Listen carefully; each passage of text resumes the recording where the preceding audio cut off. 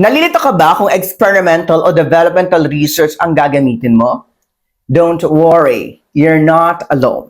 Maraming students ang nalilito rito dahil pareho silang parang may ginagawa o binubuo. Pero ang totoo, magkaiba ang purpose ng dalawang research designs na ito. So let's make it simple. Let's start with experimental research. Ang pangunahing goal ng experimental research ay to determine whether an intervention or treatment has an effect on a particular outcome. Sa madaling salita, gusto mong sagutin ang tanong na may epekto ba ang intervention na ito? For example, gusto mong malaman kung game-based learning can improve the English vocabulary of grade 11 students. Magbibigay ka ng intervention, susukatin ang resulta, at iti-check mo kung may significant improvement. So ang focus ng experimental research ay testing the effectiveness of an intervention. Now, let's talk about developmental research. Developmental research is different.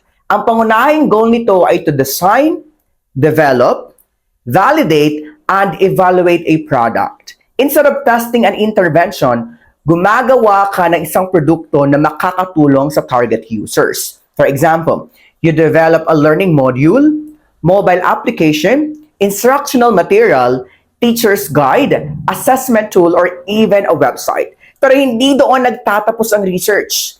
After developing the product, kailangan pa itong ipa-validate sa experts, i-pilot test sa target users, at evaluate kung effective, usable, at acceptable ba ito.